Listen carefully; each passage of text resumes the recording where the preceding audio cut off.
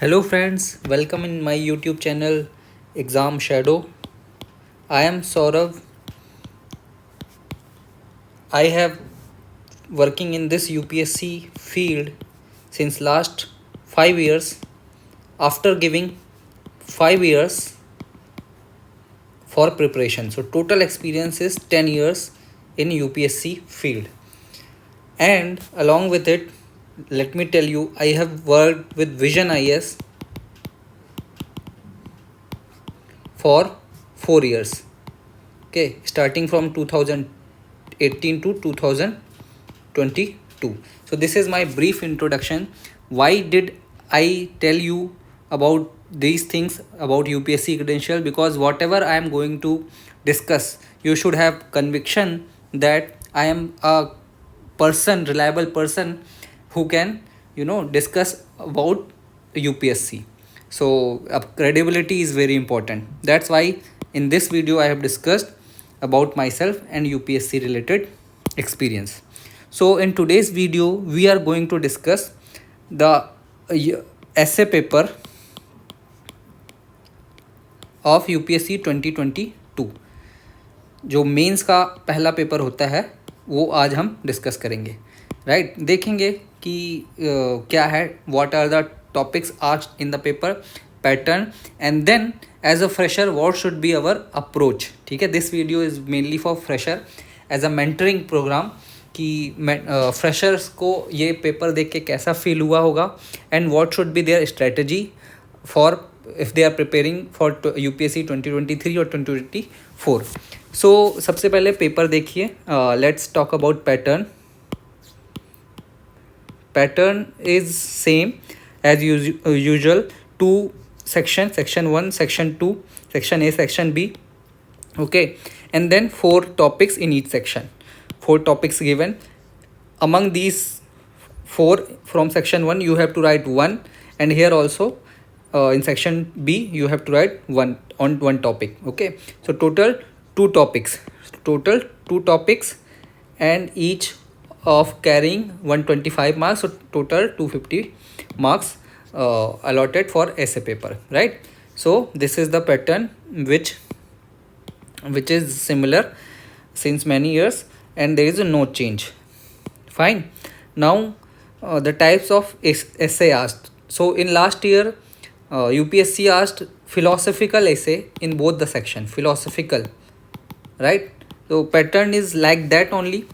Let's see the topics. First topic is forest are the best case studies for economic excellence.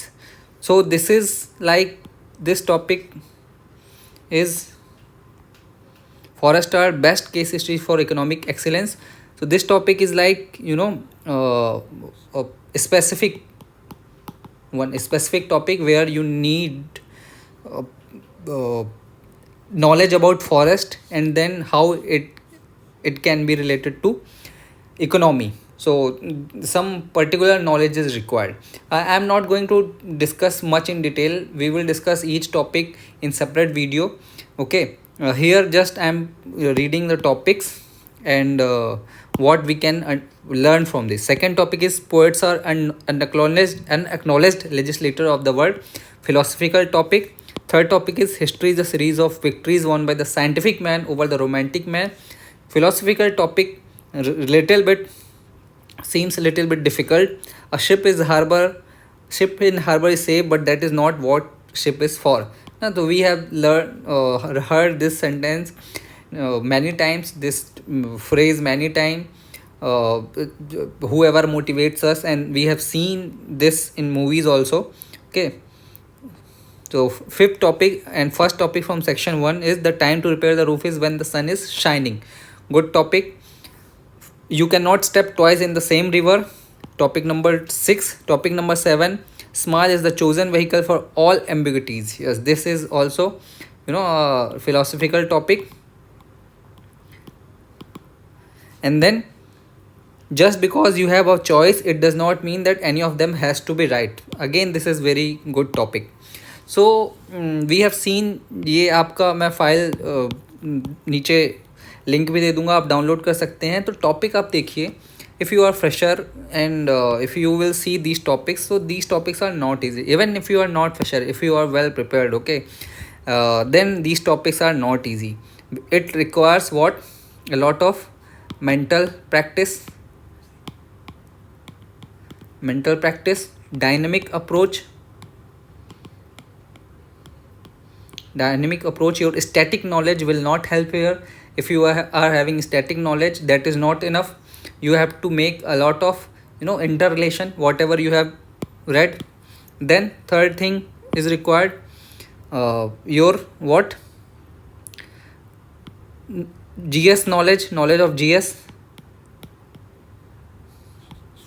Then definitely a good writing skill. Then time management. Okay, a lot of current affairs examples.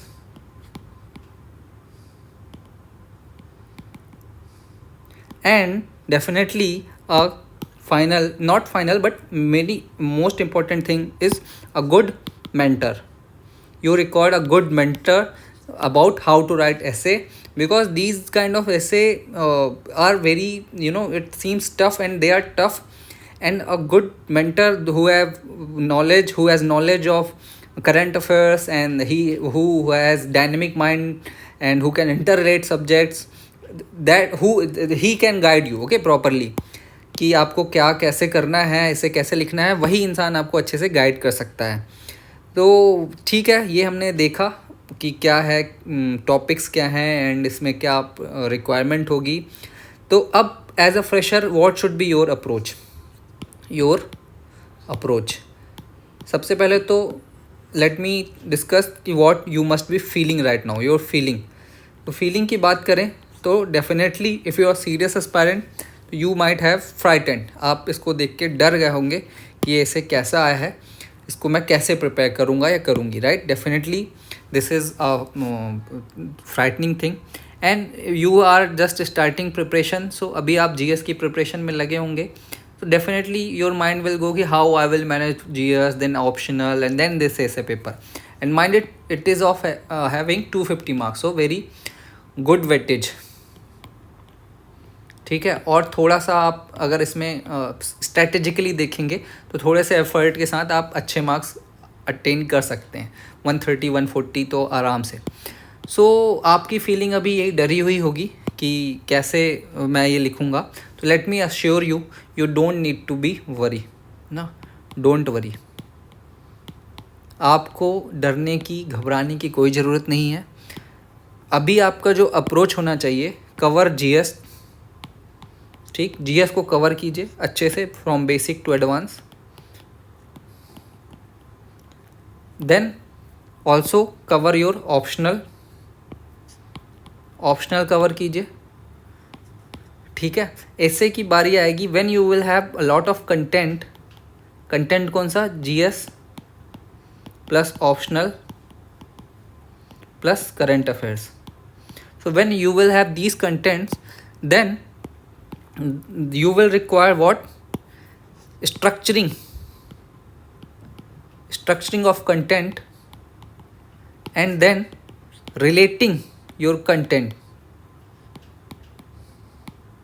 with these topics. Okay, let me tell you with the example देके मैं आपको बताता हूँ कि जैसे मान लीजिए कि ये समझ लीजिए ये वाला. अच्छा, everyone is taking this example, so let me not take that. ये लेते हैं हम, इसको भी हर किसी ने लिया है, चलो डिस्कस कर ही लेते हैं. The time to repair the roof is when the sun is shining. ठीक. अब आपको कोई करंट अफेयर्स का एग्जांपल कैसे रिलेट करेंगे इसके साथ? डायनेमिक माइंड का एग्जांपल मैं अगर आपको दूं तो how you will relate. So current affairs का कोई एग्जांपल, जैसे कि अगर हम देखें, इसका मतलब क्या है कि time to repair the roof is when the sun is shining, कि जब धूप हो, है ना, जब मौसम अच्छा हो, तब आपको अपने घर की छप्पर सुधारनी चाहिए. बरसात में नहीं, जब पानी बरस रहा हो तब नहीं, जब धूप हो, जब मौसम अच्छा हो, तब आपको अपने घर की रूफ, घर का छत जो है, छप्पर है, उसकी मरम्मत करनी चाहिए. ठीक है. ये कह रहा है. तो बड़ा सिंपल सा है, लेकिन इसको आप रिलेट कीजिए करंट अफेयर्स के साथ। कैसे रिलेट करेंगे कि करंट अफेयर या कोई भी नॉलेज के साथ, आपके नॉलेज के साथ, कि इंडियाज़ में जो प्रॉब्लम है, ठीक है, प्रॉब्लम्स ऑफ इंडिया, उसको हमको एंटीसिपेट करना पड़ेगा, anticipate and then work for it, ठीक है। ये तो समझ में आ गया। अब जैसे कि डेमोग्राफी की बात करें, इंडिया की पॉपुलेशन की प्रॉब्लम है, एजिंग पॉपुलेशन। थोड़े दिन बाद एज पॉपुलेशन जो है वो एजिंग होगी, है ना। अभी तो यंग पॉपुलेशन है, लेकिन कुछ दिन बाद एजिंग। तो उसके लिए we have to prepare from now, ठीक है, अभी से, कि कैसे सपोर्ट सिस्टम डेवलप करना है, ठीक है, इकोनॉमिक्स में वेलफेयर स्कीम कौन कौन सी होगी। तो ये एक एग्जांपल हो गया। If you know this then you can relate, ठीक। फिर आपका कुछ हिस्ट्री से नॉलेज, हिस्ट्री का नॉलेज की यूज़ कर सकते हैं। हिस्ट्री का मान लीजिए कोई नॉलेज है, फॉर एग्जांपल गांधी जी, ठीक है, Gandhi ji always favourite to coat इन ऐसे और एथिक्स आंसर, ठीक है। गांधी जी जो उनका contribution in what, national movement, है ना।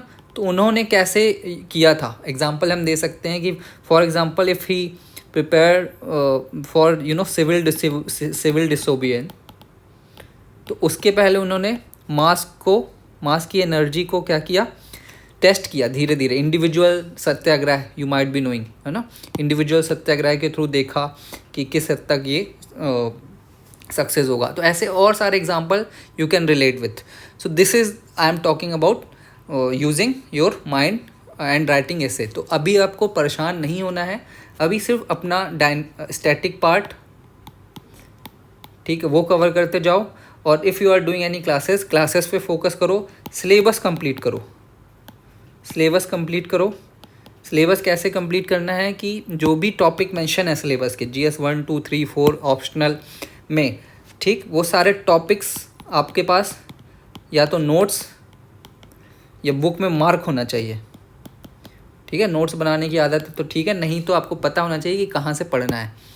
तो ये सारी चीज़ करने के बाद, टॉपिक्स पढ़ने के बाद फिर फाइनल एसे के लिए आप जो प्रिपेयर करेंगे वो राइटिंग प्रैक्टिस के थ्रू, ठीक है। धीरे धीरे जब आप प्रिपेयर हो जाएंगे 7-8 महीने के बाद, तो यू कैन स्टार्ट राइटिंग ऐसे ऑन वीकली बेसिस,